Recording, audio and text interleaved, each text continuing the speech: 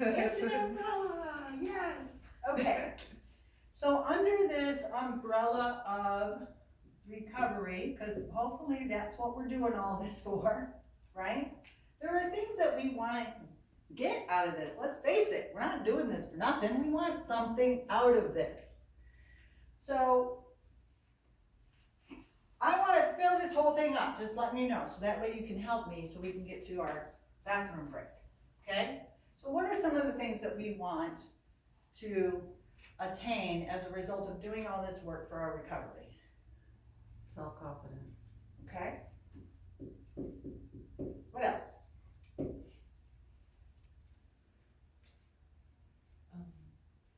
To be clean, obviously. No more use. Why? What for? So that we can be our best selves, live a better life. Tell me better life. Break it down. Have a clearer mind. Feel better about yourself, you know, be proud of yourself. So self-improvement. Yeah, We'll just, there we go. we'll put all that I in, like that. okay? Trust.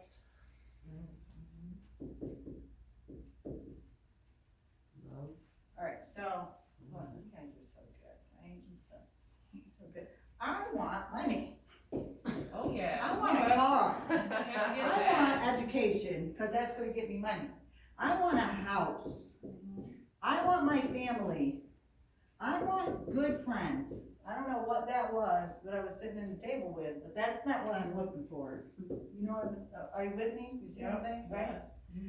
I want a pool. Okay, maybe y'all have a pool. I didn't have a pool, right? I wanted a pool.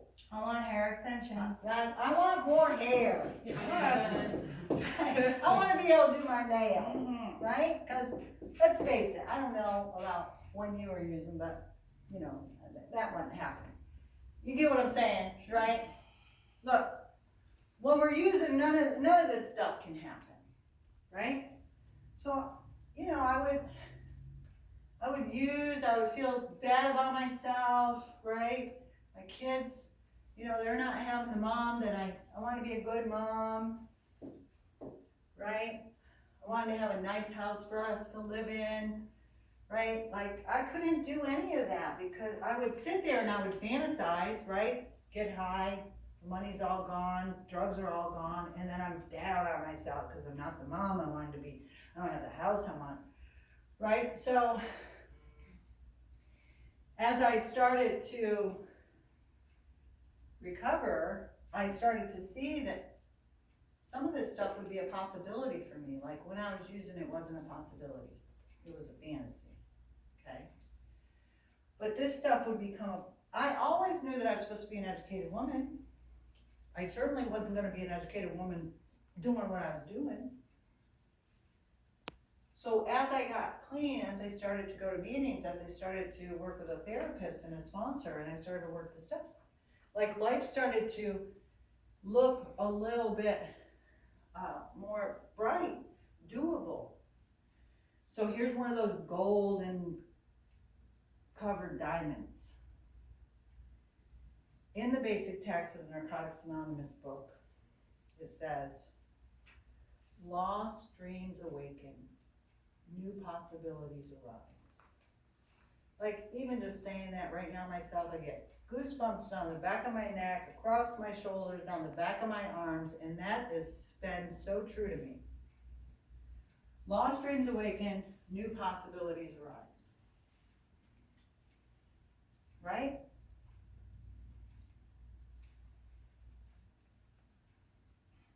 Any of those things that are under that recovery umbrella are possible. We made a decision to turn our will and our lives over to the care of God as we understood Him. Prior to this, we were turning our will and our lives over to the bottle, over a pill, over whatever means. Now we've decided to take a new turn. We've decided to do something different. And if we have a recovery plan, then all of these things are possible. Every single one of these plus more has come true for me. I mean, I drive a Camaro convertible, how about that? I was I understand that. Right? You know, all those years ago, that was not even part of the fantasy, right? So all of these plus more, right? But you know, you don't get clean so you can drive a convertible Camaro, but it's one of the bonuses, right, of working hard and finding out what are the kind of things that you like to do. I always knew that I liked to travel. You guys keep me so busy, I hardly ever have a chance, but last year, I actually took my Camaro convertible on a road trip for 3 weeks with my best friend, who works just as hard as I do, and it's a miracle that we decided that we could do it together. Cause she has excuses and I have excuses and reasons, right? But we were able to do that, climb waterfalls, went to Grand Canyon. Oh, I don't know, went to Flagstaff and picked out all the little spiritual stones. Like, it's not even me, but we did it, you know what I mean? So all of these things are possible.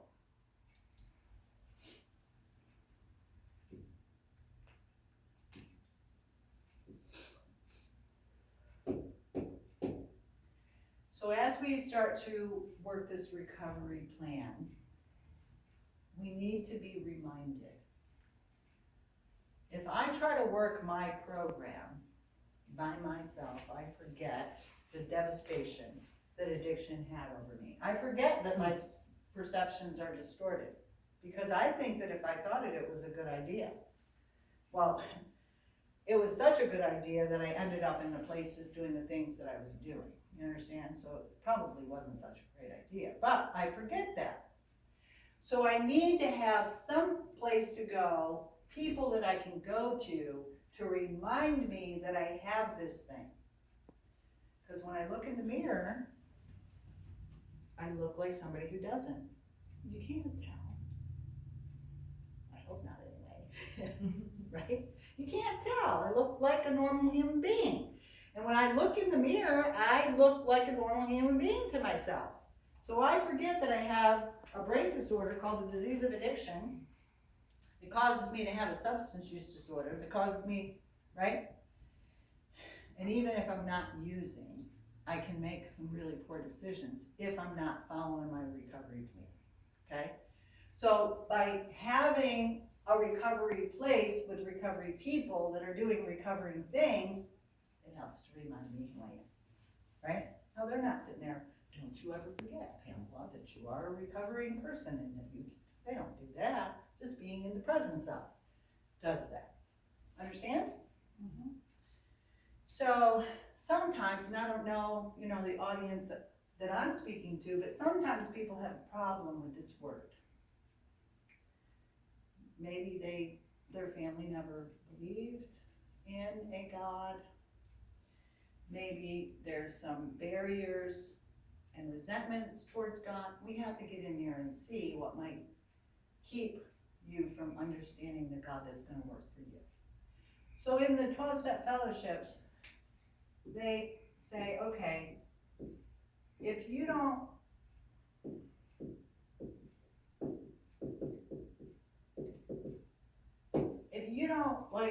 because sometimes they have this vision. As soon as you hear the word God, right? Some people have this vision of this big guy with big beard, big staff, right? That's out to punish us, right?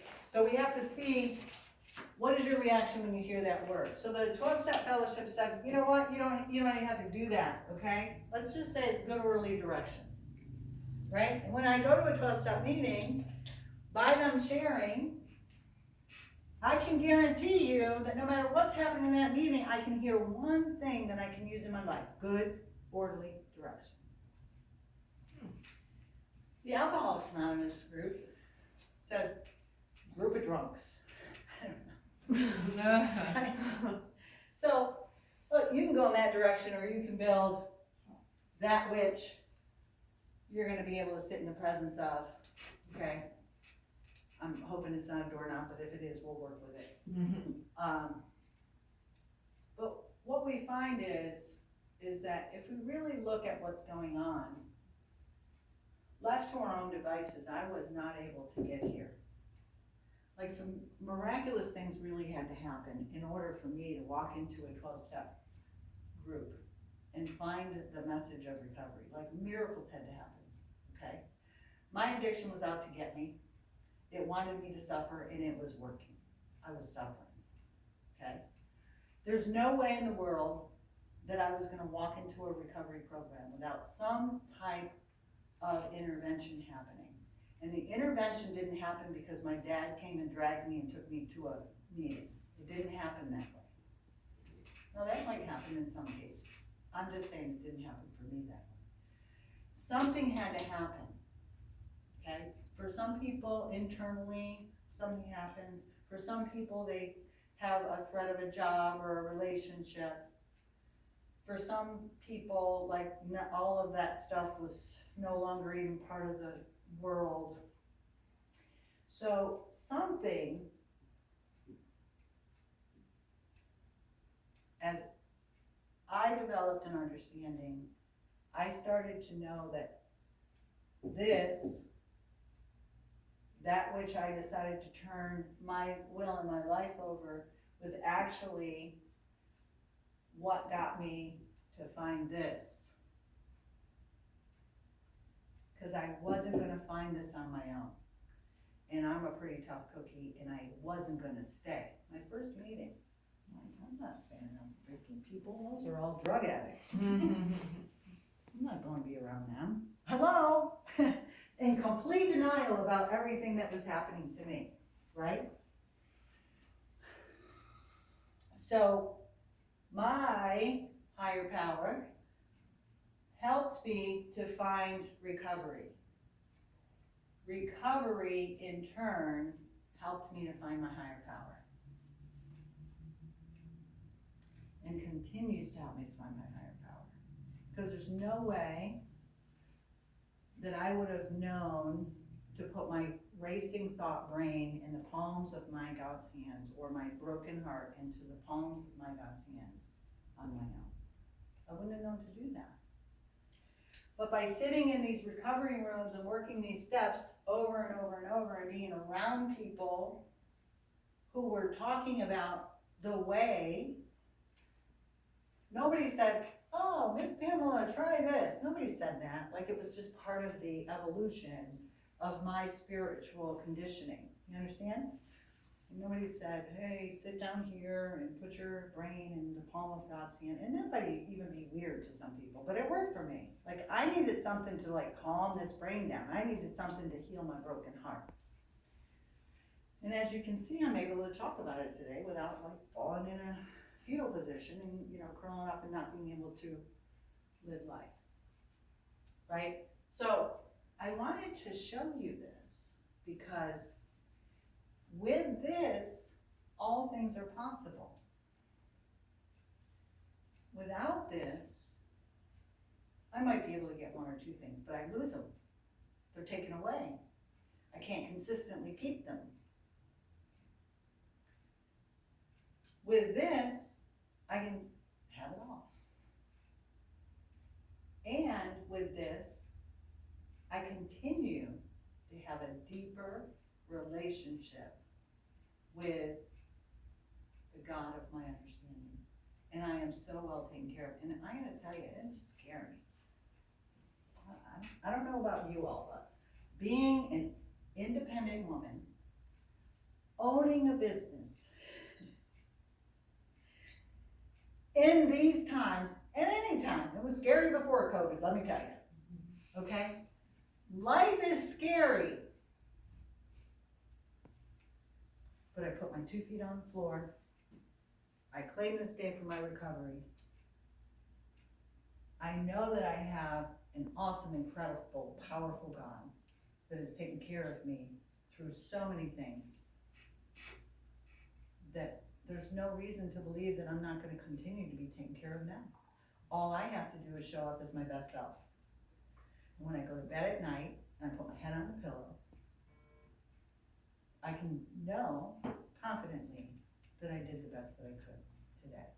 Didn't use today, didn't hurt myself today, didn't purposely hurt anybody else today, hopefully didn't hurt anybody else today. And it's a pretty good day. So, each day we make that decision. Each day we can have something outside of ourselves. Because if I was left to take care of everything in my own strength, there's no way that I could do all of this. So I need something stronger than me that I can go to say help. Now, rather today, that's a God of my understanding, or it's a room with a group of drunks that are gonna give me good orderly direction.